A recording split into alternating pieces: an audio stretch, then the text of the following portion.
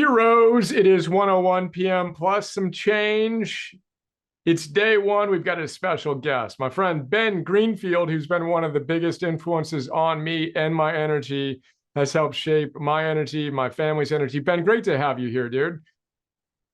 Hey, it's good to be here, Brian. I'm feeling a little bit jealous that you have the cool arete. Arete, is that how you pronounce it? You know what? It's Arete? debatable. Arate. Arate is how we're rolling with it. Arete. Okay, cool. Yeah, I don't have the t-shirt, but I got the book, man. You have the t-shirt. So I had asked him to go grab the t-shirt so we can get a I mean, Ben I have Greenfield it. I costume don't have change. it on. Uh, Yeah. you know what? I do have a little bit of envy though, because you got a bookmark in yours. I should have thought of putting a bookmark in my books, man. So the joke here is that Ben was giving me a hard time. He's like, dude, it's a big book. I started chipping away. I got the Downpour audiobook, and I'm like, are you kidding me? So I owe Ben two philosopher's notes on two of his great books. He's getting a workout there. Uh, but I'm liking that, dude. It's a good weight, isn't it? Mine's It 2 is pounds. pretty good, Which yeah. is yours. Yours I is don't even, considerably bigger. I don't We, even know. According to what I get billed sometimes, if I ship it to an event, it weighs too much. Dude, okay, well, 635 pages. I beat you on the page count, but I did not beat you on the density and the weight. But Boundless is one of Ben's books. Boundless Parenting is a more recent one. Note on both of those coming up. My stall on that, as I've told Ben, dude, I don't even know where to begin. I have read every single page of every single book that I have featured. And I literally was like, dude, Ben is an encyclopedia of wisdom from the first time I met you way forever ago. The depth of Oh, your wait. Sneak peek. Sneak peek. I gotta interrupt you there real quick because I got one other thing to show you, dude. Okay. Never before seen on any podcast before. This is a first. This is for you, Brian. This just arrived at my house 2 days ago. Awesome. This is the That's next one. super cool. Boundless Kitchen, and look how thin it is. You're gonna love it. But yeah, Dude, this is the one. This is the one with all the recipes. I've even got the raw liver smoothie recipe in here for anybody who's brave enough to try it. But there's also stuff like the cashew cream waffles with the cashew cream frosting and all sorts of goodies. So there you go. So if you haven't noticed, Ben is on his walking, whatever it is, treadmill. We've got what is that? Red infrared lights next to us. I was telling him I was expecting to have him getting a stem cell treatment while we were talking. Ben is a cutting edge biohacker, as you know, if you've been following along, and so good. All right, man. Well, we're already well into our chat here. But hello, everybody. I'll say hi to you at the other side of this. As you know, Ben, heroic chats with masters. I like to talk about some of my favorite people's heroic journeys, the quests they've been on, and would love to hear more from you. We'll get into all the practical stuff, energy, work, and love, and all that good stuff. But I want to know more about you. So tell us about you, who you are, what brought you here, ideally through the lens of the hero on a journey, perhaps some great guides, some great dragons that gave you an opportunity to practice your philosophy and all that good stuff. Oh, the hero's journey. Okay. Well, I suppose we'll start with the ordinary world before the approach to the crossing of the threshold and the innermost cave and the allies and the mentors and the enemies and the resurrection and the return with the elixir and all the stuff that comes after that. Ordinary world for me. I was born in North Idaho, grew up homeschooled K through 12, roaming around the hills and the sticks of Idaho with me and my two brothers and two sisters. I had zero interest at all in physical culture and human science and physiology or biomechanics or any of the things I play in these days. Instead, I was just a consummate nerd. I must have read J.R.R. Tolkien's Lord of the Rings and C.S. Lewis' Chronicles of Narnia half a dozen times by the time I was 13 years old. I loved fantasy fiction. My happy place was the library. I played violin for 13 years. I was president of the chess club. And I was dead set on designing computer games and video games, which was another passion of mine. I got put into tennis lessons by my parents one year when I was 13, and fell in love with the sport of tennis. And that really got me interested in everything from, convincing my dad to take me to the sporting goods store 6 miles down the road where the nearest city was, to buy a couple of 10-pound dumbbells that I had no clue what to do with, but I'd like lay on the edge of my bed and do dumbbell curls.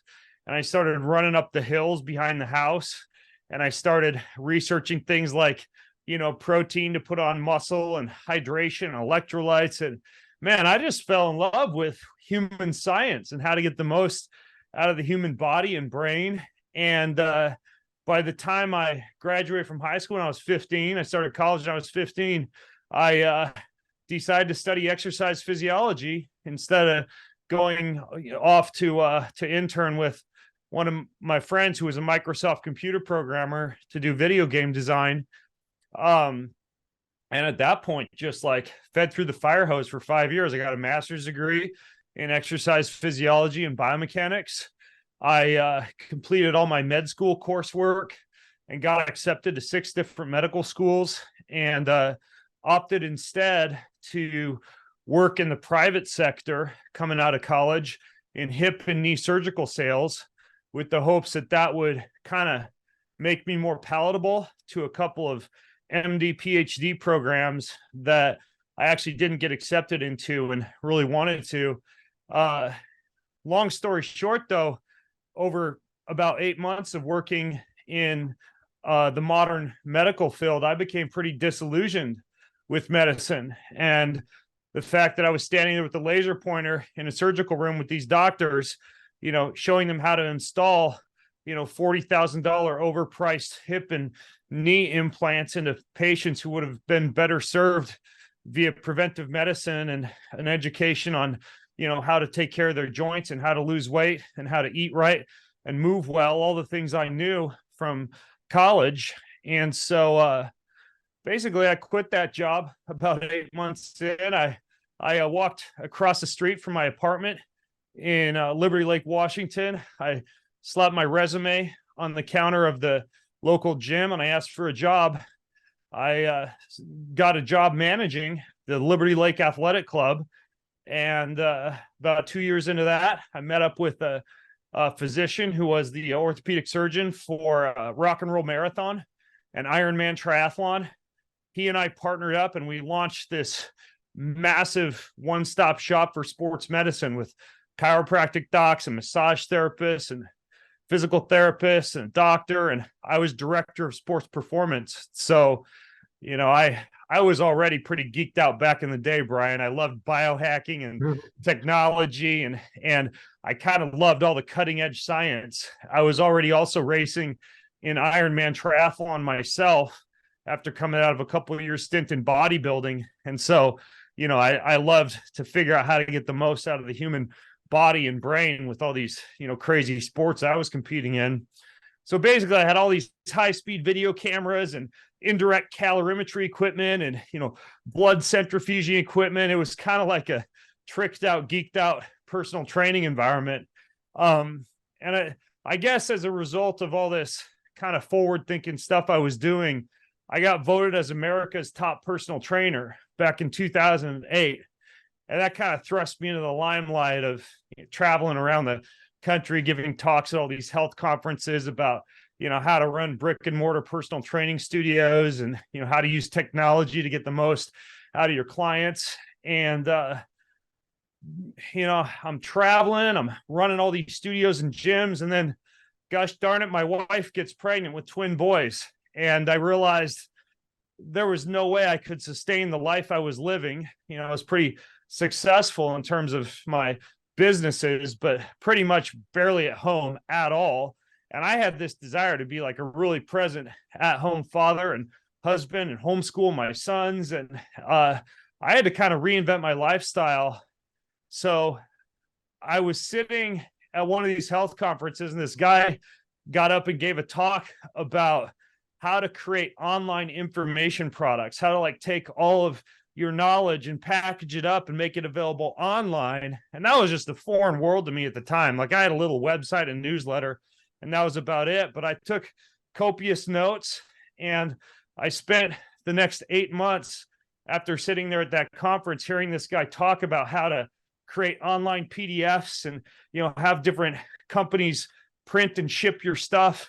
And I would get home from the gym at like 9 or 10 p.m. I'd have a quick bite to eat with my wife, and then I'd go into my home office until about 2 or 3 a.m., like coding my website and reading Tim Ferriss's 4-Hour Work Week about how to delegate and outsource. And, I opened a Craigslist ad in Manila, Philippines, and hired my first VA, and just got into this whole world that was totally different to me, like online publishing and content creation.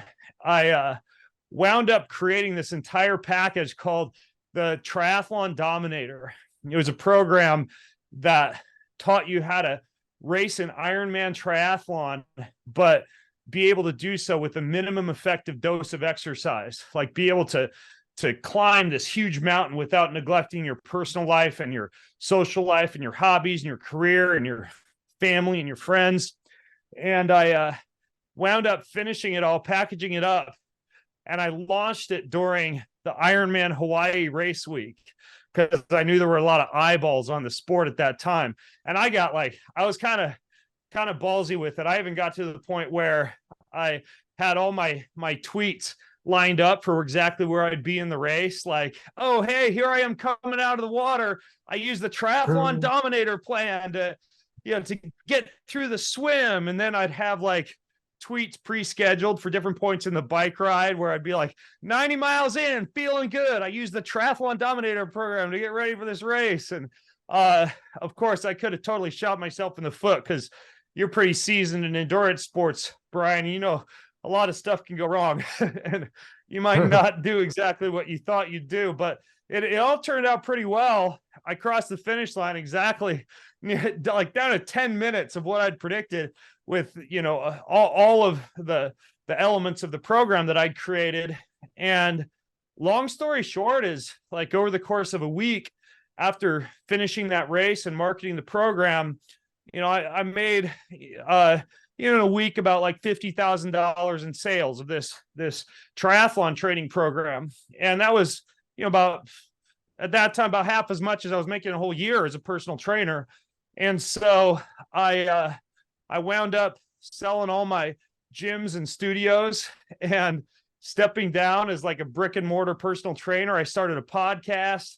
I built my newsletter. I started freelancing for magazines and writing books and doing online coaching and continuing to create information products for marathoning and for swimming and for different injuries and for nutrition. And, basically that was 15 years ago. And that's a lot of what I do now. I podcast, I write books, I create articles, I create programs, I do some online coaching, but it really started off with me just kind of getting into the sport of tennis and geeking out on exercise science, and eventually kind of creating my own lifestyle design-based business at home. And just in case you're wondering, my boys are 15 now. They're unschooled / homeschooled, something I talk about a lot in that Boundless Parenting book you held up. And we just have an amazing life. They wake up in the morning and they study all those things that they're passionate about and have a deep interest and desire in. And we hang out as a family every day. It's a big party at our house every night with family dinners and songs and games. And so yeah, that's kind of the short version of the hero's journey, I suppose. Yeah, that's great. And we had a call with earlier this week with the guy that started Comic-Con. And it's like the same chat, just his passion was comic books growing up, and he followed that bliss, as Joseph Campbell would say. And he pushed a lot of edges. He was willing to be ballsy, as you said, and just take risks and do different things. And boom, here we go. He created a life of meaning based on that. I love your story. There's so many different threads we can pull on that. Ben's also a child's book author. What's the name of your kid's book again?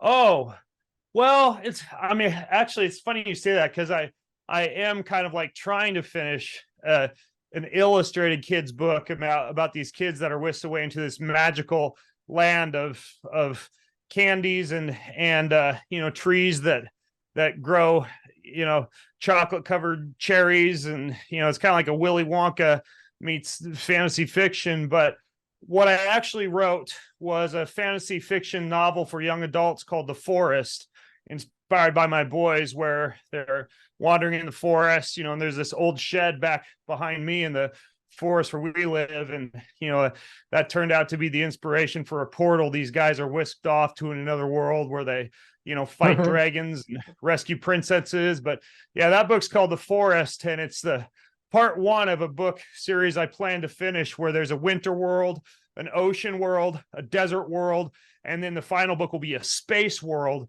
But right now I only have one book written for that series. We got it. We got that book. We got the audiobook version of it. It's awesome. Oh, nice.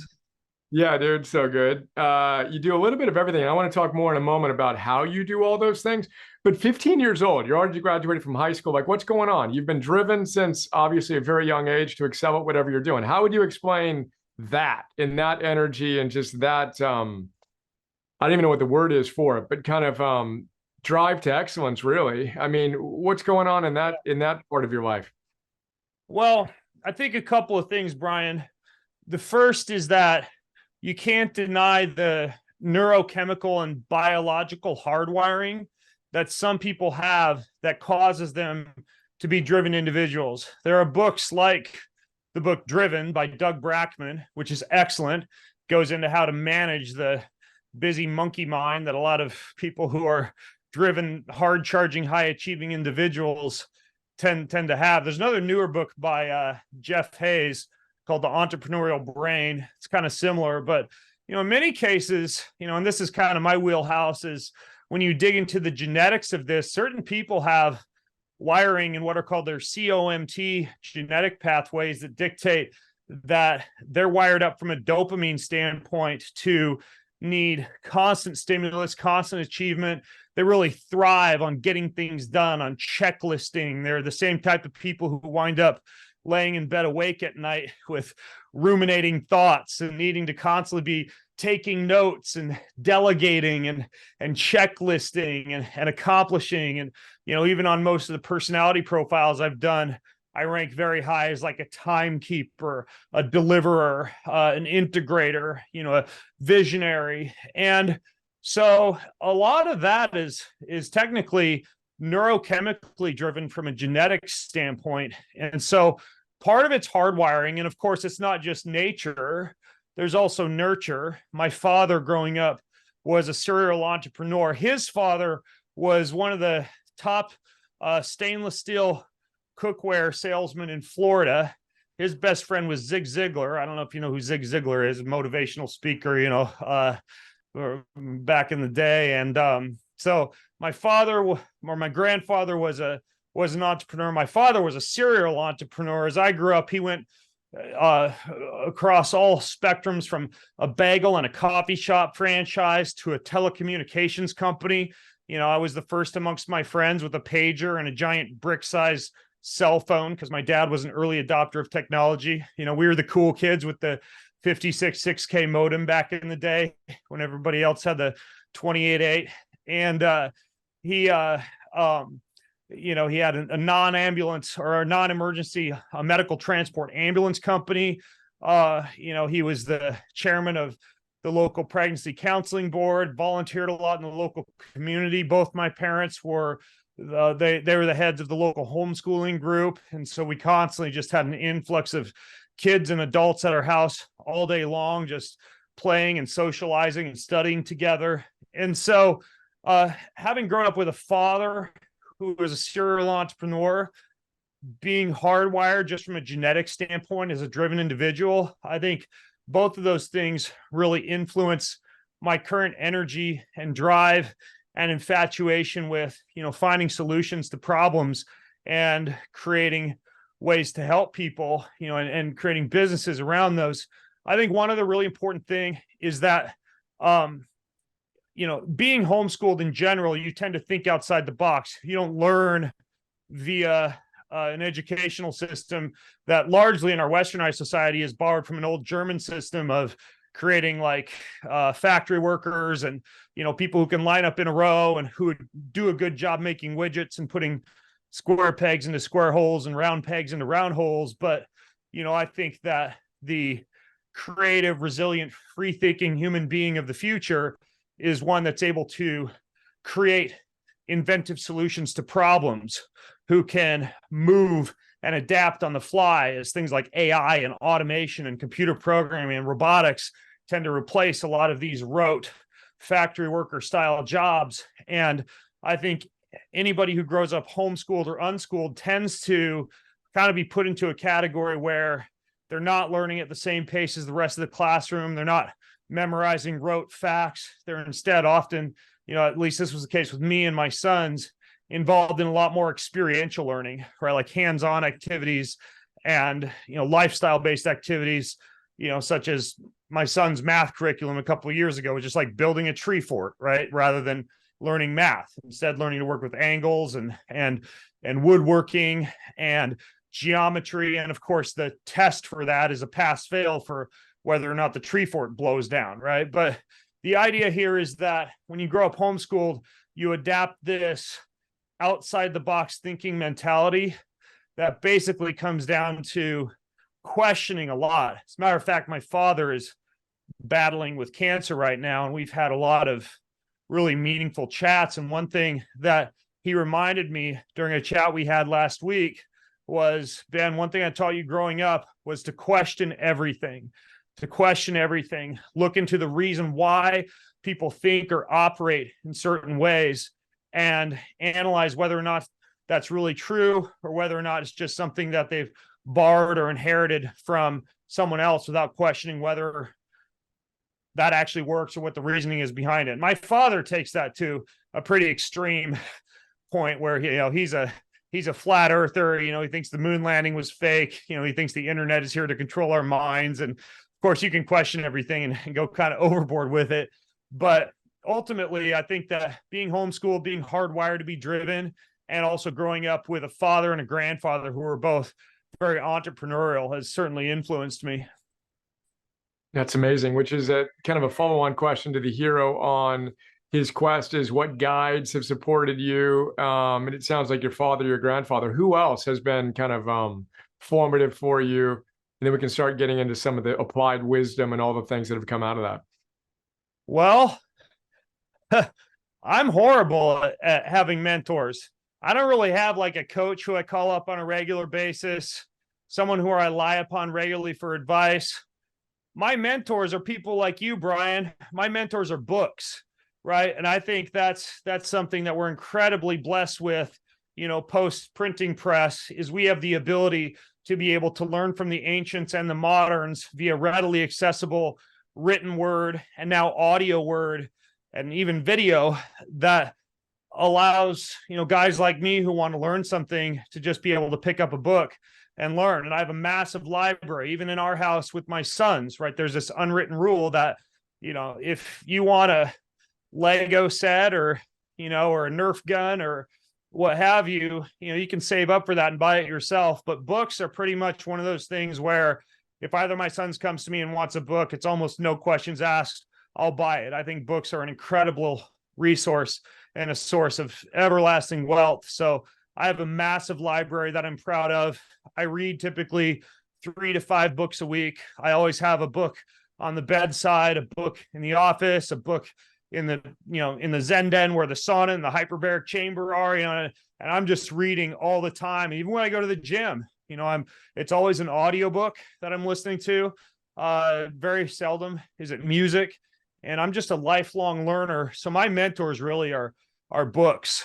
And you know, sometimes I don't read them cover to cover. That's where your philosopher's notes, later optimized, now heroic, have come in pretty handy because they're a great way for me to digest books on the fly and get the best of the best, you know, making a guy like you read the whole thing, then tell me what's in it. But yeah, you know, there are other book summaries that I like out there, like Derek Sivers has some good ones. James Clear has some good ones. You know, I'm a big fan of digests that consolidate a lot of information. You know, even in research science, I subscribe to like the Examine newsletter and research feed, to Alan Argonne's research feed newsletter, to a variety of journals and newsletters that allow me to get a lot delivered to me in short chunks all at once. And then of course there's other services you're aware of, like, you know, like Blinkist or Scribed, or, you know, other ways that you can get a lot of stuff kind of condensed down for you. But ultimately, between book reviews and reading full books, I go through a lot of learning materials. That's amazing. All right. So then if we were going to make a list of, dude, you got to read this book, what would be on that list, knowing it's impossible to answer the question, but what comes up? I have a whole shelf that's behind me. Since I dropped this green screen, I can't see it, but it's this one shelf in my office that are all the books that I want to return to and read on a regular basis, like every year or two. You know, there's a wide variety. I'm a big fan of the spiritual disciplines. So books by Richard Foster or Donald Whitney on the practices of silence, solitude, meditation, fasting, etc. Very similarly, books on the Stoic lifestyle. You know, Ryan Holiday's books like Stillness is the Key and Ego is the Enemy. Books that consolidate a lot of human thinking, whether rational or irrational, like Robert Greene's Laws of Power, or who's Warren Buffett's partner? Charlie Munger. Yeah, Charlie Munger's Poor Charlie's Almanac. Principles by Ray Dalio. You know, 10 Rules for Life by Jordan Peterson. I'm a big fan of these type of books that consolidate a lot of human thinking patterns and allow you to understand the way that humans think a lot better. You know, I'm also a big fan of religious texts. You know, not only the Bible, but for example, I've been going through the Torah recently, which is obviously a formative part of our Western theology and Western law. You know, there's a guy named Dennis Prager who has a great series on the Torah, like Leviticus and Exodus and Numbers and Genesis and Deuteronomy. You know, from a Hebrew law standpoint, I'm a big fan of that. And then I would say, besides that, I love to study human communication and human habits. So, you know, guys like James Clear and Mark Manson and Charles Duhigg, you know, when it comes to how to form habits, how to work with willpower, how to get things done. Benjamin Hardy is another great author, who's written some books and also co-written some books with Dan Sullivan that I really like. And I even have, a couple months ago, I published like the top 20, it was going to be a top 25. I think now it's the top 27 formative books of my life. If you were to search on Amazon, like Ben Greenfield top books, I think it's one of my public shared Amazon lists. I also wrote an article about it at bengreenfieldlife.com where I summarize each of those books, but many of the titles that I just mentioned are on that list. I also should mention, and this is really interesting if you have kids, so I choose a new book every week or two, and my sons and I go through it. You know, there was the longest time where I'd pay them to write a book report on a massive book. Like they did Jordan Peterson's 10 Rules for Life when they were like 8 years old.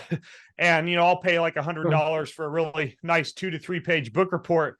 But then we also go through a new chapter of a book every single evening before dinner, 10-minute discussion on the chapter that we've gone through. So, and sometimes it's 2 books at a time. So we are immersed in the study of human communication, debate, logic, and the like. So right now we're going through Chris Voss's Never Split the Difference, and also a book about logical fallacies like tu quoque or ad hominem or the transfer fallacy or Bulverism. That book's by Doug Wilson and Nate Wilson.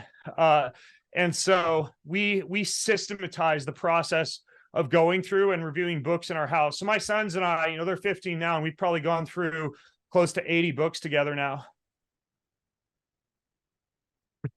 Where's the exploding head emojis? So many places we can go on that. So good. All right. So then focusing that on what have you learned?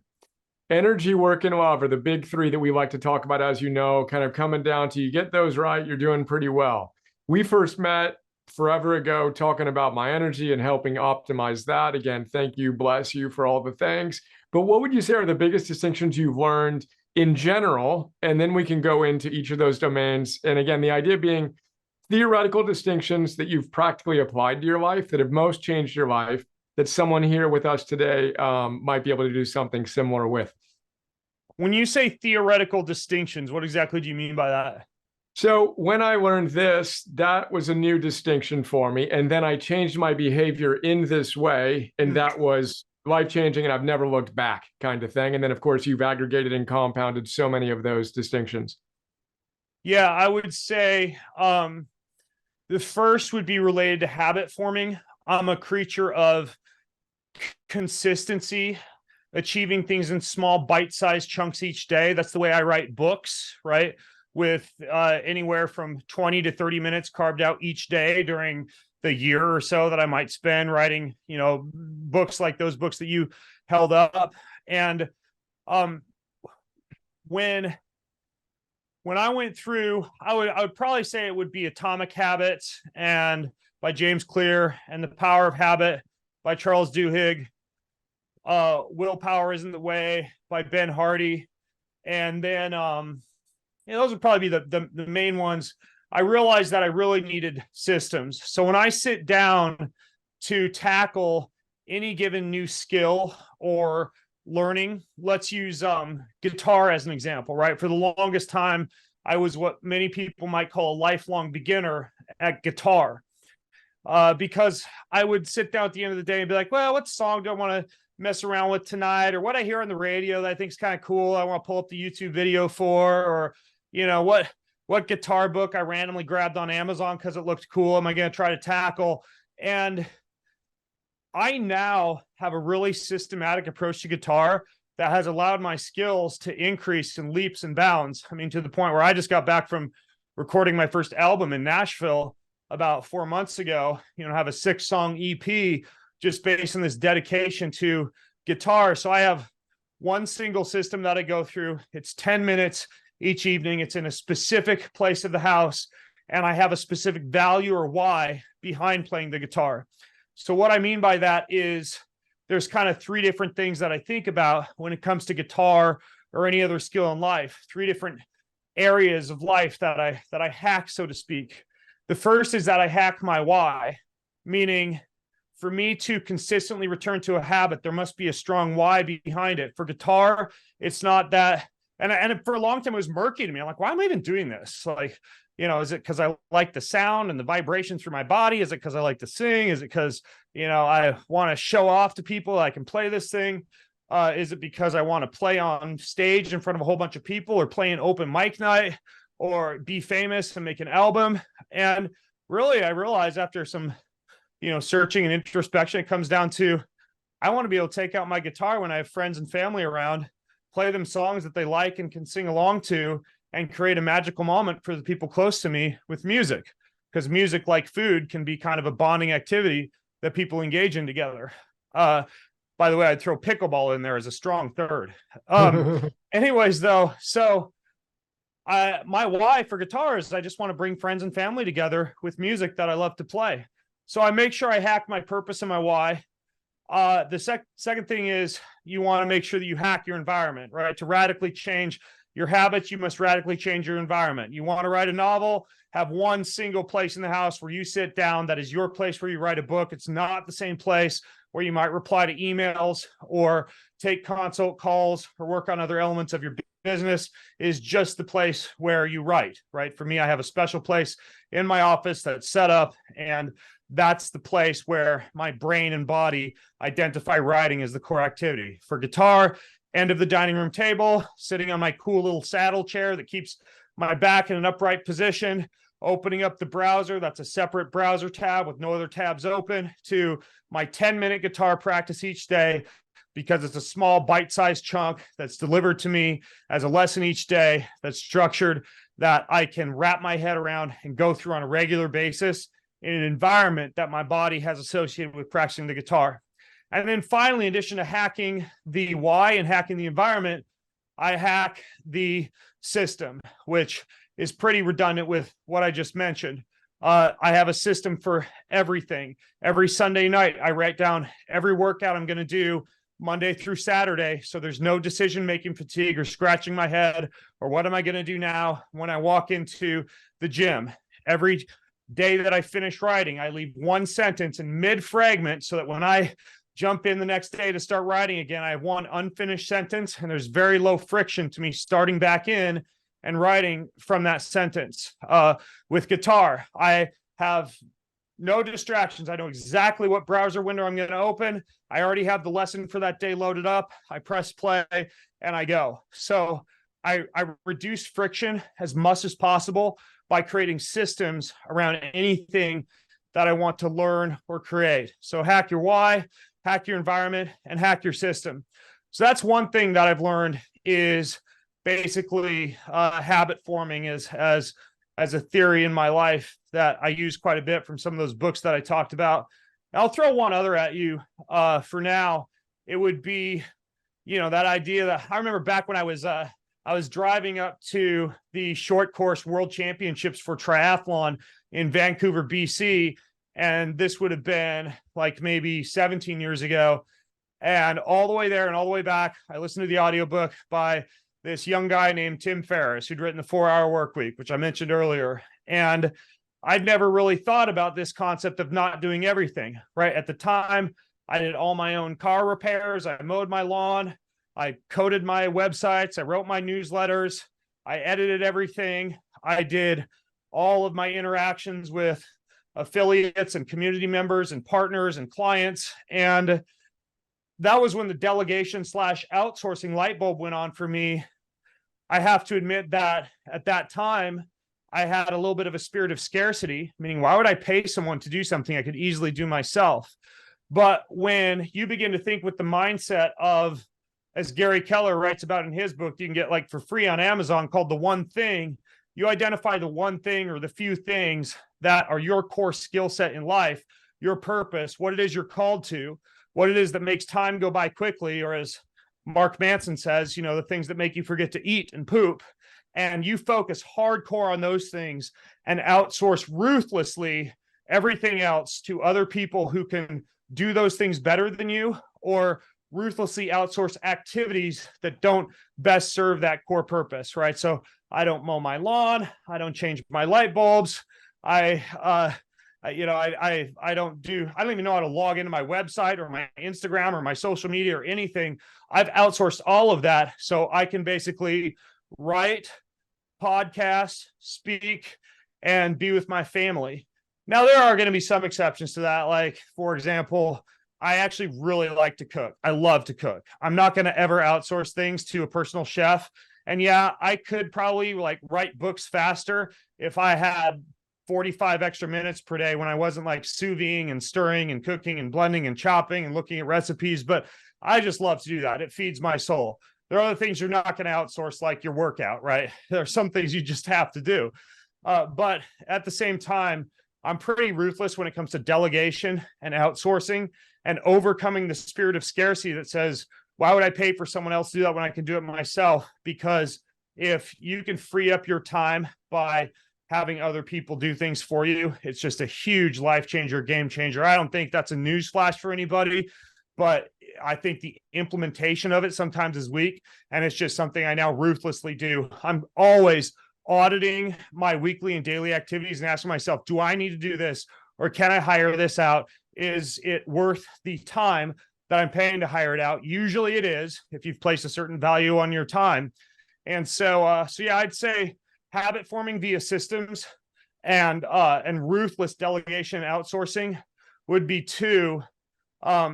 Just real quick, I'd have to say, back to what I mentioned about spiritual disciplines, that a definite third would be take care of your spirit before anything else. It's the one part of you that after your body fades and your brain begins to degrade and deteriorate, for better or worse, will be able to be strong and around and fully present for the rest of eternity. So, I prioritize my daily activities in the following order.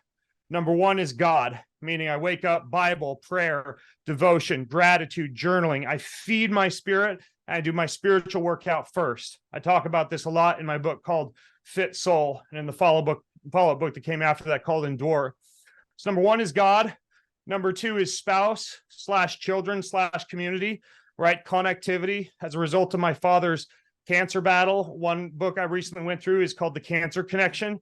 And the number one thing, Brian, above all the NAD and coffee enemas and Garrison protocols and, T killer cells in Mexico or whatever else that prevents cancer and allows you to heal faster is human connectivity, displayed by the 110-year-old cigarette smoking, gin chugging great grandma in Sardinia who doesn't do any of the biohacks, but who still lives a long time because he's just got friends over all the time, for lunches and dinners and community and family. So you've got spirit, you've got community/family, then you have your health, right? Your morning workout, your sauna, your cold plunge, your walk, whatever it is.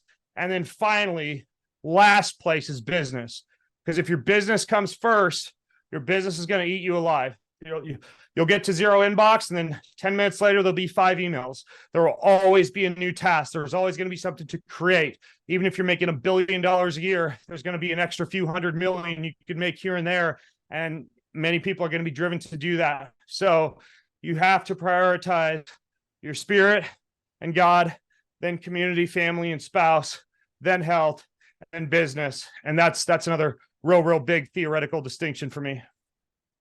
Brilliant, that you've clearly applied in your life. Again, insert exploding head emoji. Let's go actually energy, work, and love. Let's go to, you're known for energy. Check out Ben's podcast and all that. And of course, all the other body pieces of your body of work, including the work with your Christianity and your faith and your practice there. Talk to us about love. So how do you practice love? You mentioned the beautiful exercise you have with your sons and integrating exploration of different themes, wisdom-wise and otherwise. But what specifically do you do in your day-to-day life to ensure that that's a priority that's exercised and practiced consistently? Yeah, I love that you've brought this up. There's a passage in the Bible, 1 Corinthians 13, that goes into how love is patient and kind. Love does not boast. Love is not arrogant or rude. Love bears all things, believes all things, hopes all things, endures all things. Love never fails. Love covers all. And so we have this rule. It's not even an unwritten rule in the Greenfield house that basically says when anything comes between you and any other person, the very best thing you can do is to be like Jesus Christ and to love that person unconditionally and to be the better person sometimes and to resist the urge to spew back or fight back or bring back, old woes and bitterness, and to instead cover everything with love. We worked with a legacy building program for families called Legato. We were locked away in a cabin in the mountains for 3 days, writing all of our family values on the windows and then forming those, very similar as you would do for like a business branding exercise, into our family mission statement, which later became all of our family colors, our family logo, our family power animals, our family crest, which hangs proudly above the fireplace, along with our family logo, which is on the family pepper grinder, the family throw pillows, the family flags hanging proudly outside the front door, the family bumper stickers, even the family logo on the family pickleball paddles. And that's an incredible exercise to do. We even have a family constitution that has everything from every family member's end of life directives to every family member's unique, hex code for their color that they use in styling, to the power animal. I'm the gray wolf. My sons are the white wolf and the Arctic fox. My wife is the dolphin, to, the family logo and each element of that stands for, what we want done at our memorial service and our end of life directives, the contact details for every person who runs the family bank and the family office, the family insurance policies, everything is in there, all the way down to here's what we eat on Christmas Eve, and here's who does what for the Thanksgiving meal, and here's how we organize our morning family huddle, here's how we do our family dinners and our family game time, here's the parts of the Bible that we memorize on a regular basis. It's basically a playbook for running the Greenfield family that when my sons get married, I can hand off to them, and they've got all of this written down to not only build legacy and continue to make legacy even better, but to avoid that all too common rags to riches to rags scenario that arises in a lot of families. And I unpack a lot of this in that book, Boundless Parenting, which is me and 31 other really great parents spilling all their parenting secrets. But a big part of that mission statement and value statement or set of values is love covers all. And so we are constantly displaying physical affection for each other through, hugging and kissing and, structured eye gazing a couple of times a month, structured one-on-one dates, quarterly retreats. My wife and I always pray for 5 minutes as the very last thing we do at the very end of the day when our heads hit the pillow. But we just saturate our home with empathetic and sacrificial love towards everybody else in the family that spills forth into the community. And because love is such a powerful emotion, if you're kind of like into woo-woo quantum and you go look at, David Hawkins' book, Healing and Power, and the scale of consciousness that he has in that book, love is near the top of the totem pole, along with peace and joy, and emotions like anger and fear and shame are towards the bottom. And so because love is such a powerful emotion, physically, spiritually, electromagnetically, it's one of those things that will drastically affect your life, the lives of those around you, and your immediate family members if you've made it a point of systematically prioritizing ways to love each other throughout the entire day. Heroic, dude. I'm sitting here, and one of the jokes we have, I forget who it was, that said, you think you're at an 8, but you're really at a 2. So if you're not listening to Ben thinking, I thought, I'm 8, approaching 8.5, maybe. I'm like, all right, reset, folks, reset, bring the standards up. Well, you know what, Brian, anytime that I have that type of thought come across my mind, I have 2 sayings. My wife and I have one saying that we have back and forth between each other. It's no regrets, only gratefulness. No regrets, only gratefulness. And then the other one is the best time to plant a tree is 20 years ago or today, right? Anytime you hear anything, you're like, I should have done that. I should be doing that. It's never too late. Even things with parenting, right?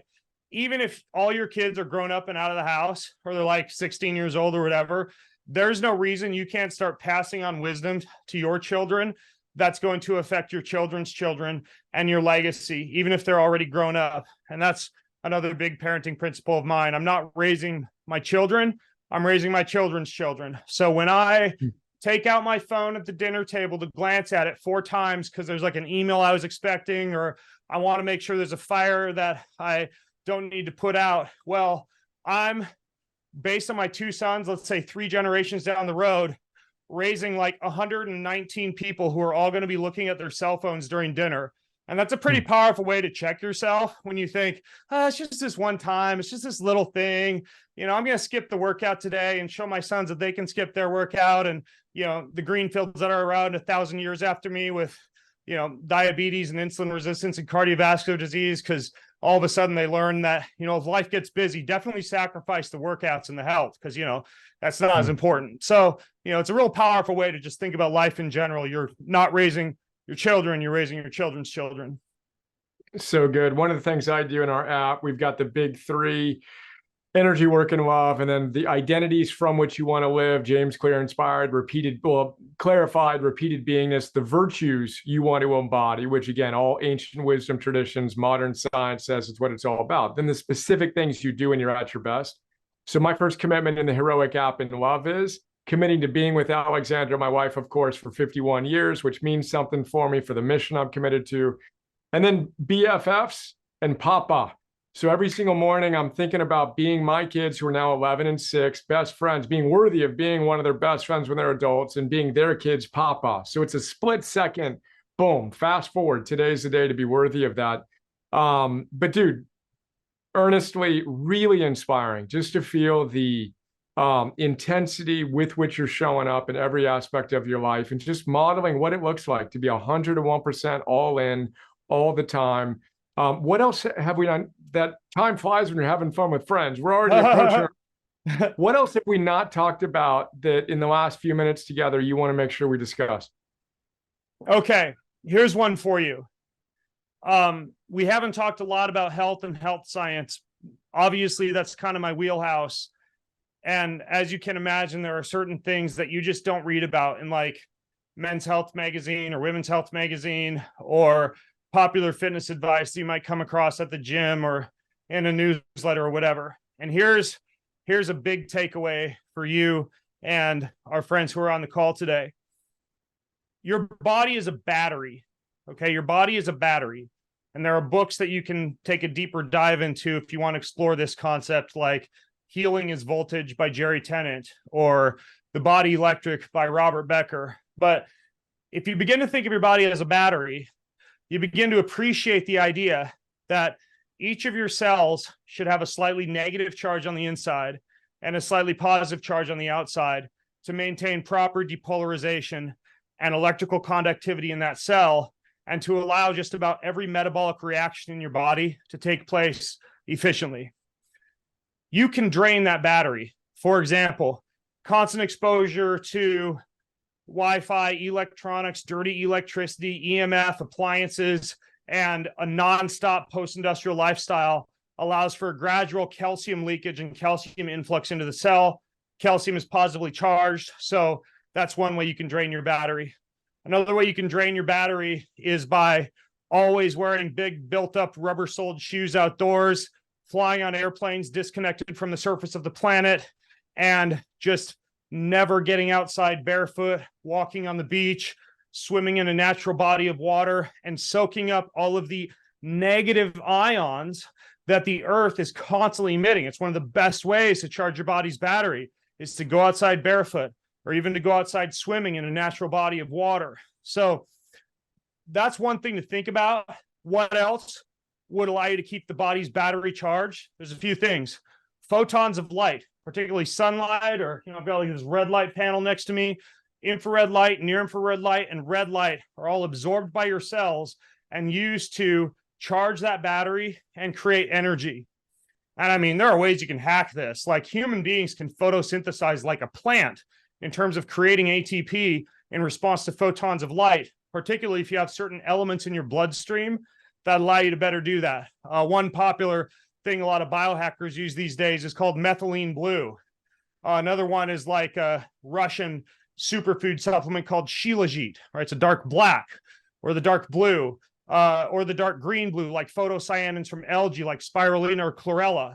Any of these in your body allow you to better harness photons of light to charge the battery and create energy. It's like I did an infrared sauna this morning, and I actually took a capsule of methylene blue before I got in the sauna to amplify my ability to charge my battery in response to the lights that I was getting under in the sauna. So we've got photons of light, we have connection to the earth, we have avoidance of constant drainage of the battery via electricity. Water and minerals help to carry the charge through your body. So focus on good, clean, purified, filtered water with minerals added back in, and hefty use of natural salts like Celtic salt and Kona salt and Klima salt and Fleur de Sel to allow electrolytes to be sprinkled across your food, with the added bonus the food tastes a lot better when you do that, right? Those are my three friends: good salt, good olive oil, and a decent hot sauce, and I can make any meal amazing. But the salt and the water is super important for keeping the body's battery charged, all the way down to the point where I start off every single day with a giant 32-ounce mason glass jar full of water and electrolytes to just pump that battery up from the first hour that I wake. And then finally, fluctuations of temperature help to move electrolytes through the body and keep the body's battery charged. Specifically, a regular sauna practice and a regular cold practice, like cold showers, cold soaks, cold tubs, cold lakes, rivers, oceans, even cold temperatures. So think of your body as a battery. Avoid constant exposure to modern electricity that drains that battery, and then engage in regular connectivity with the planet Earth, regular exposure to natural light, good intake of pure, clean water with minerals, and a hot and cold practice. And if you're doing that plus the movement and the healthy nutrition, that's all too common, the only advice that you get, you're going to notice a profound uptick in your energy, in your health, and in the way that you look, feel, and perform. Brilliant, dude. We could talk for a weekend. I'm so happy we're able to connect. I look forward to seeing you soon. I've got flashback to the last time we were hanging out. It was Spartan World Championship pre-COVID. We're out Yeah. walking together. I'm taking my shoes off and going for a walk on our trail immediately after we get off today, dude. But great to see you. Thanks for all your support. And again, thank you for being what we call a radiant exemplar. This at the end of the day is the most important thing, to see someone as alive as you are, demonstrating in your own idiosyncratic, iconoclastic, heroic way what it looks like to come fully alive. So bless you, man. I appreciate you. Appreciate you taking the time to be with us and share your essence and your spirit with us. Yeah, I appreciate you. And I'd rather be a radiant exemplar than an exemplified radiator. So thanks, man. Hey, I'm here for you anytime. Give me a shout out. All right. Enjoy the rest of your day. All right, man. later. Yeah. All right.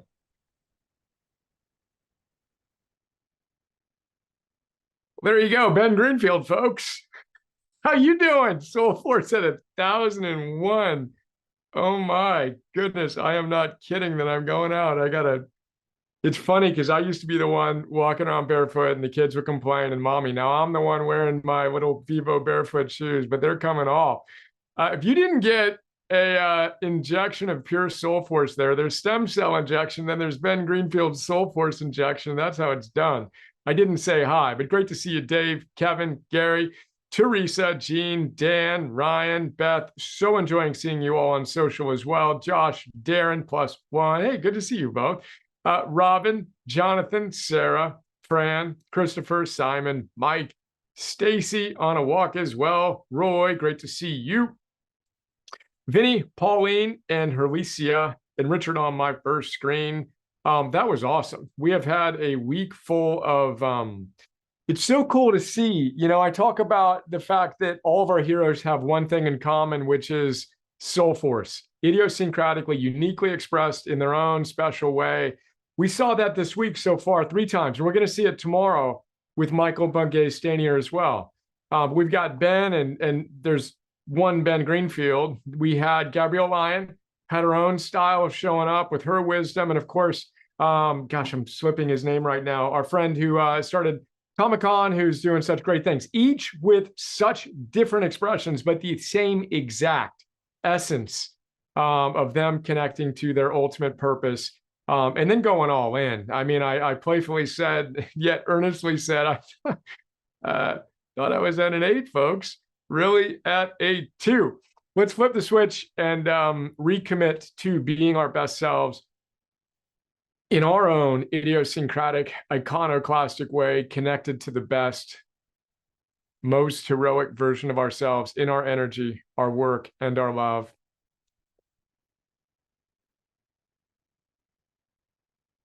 Flipping the switch with our posture, our breath, our mental focus.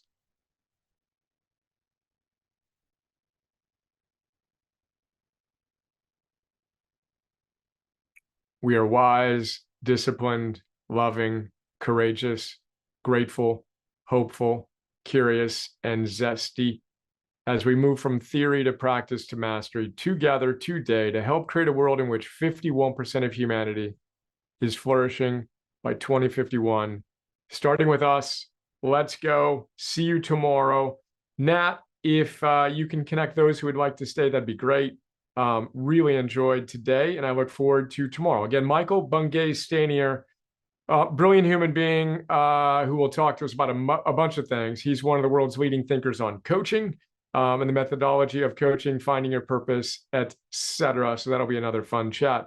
And again, it's going to be so fun to juxtapose the two of them. Just same person, very different people. Can't wait to have that chat. Nat, great to see you. Thank you for your support in connecting all of us today.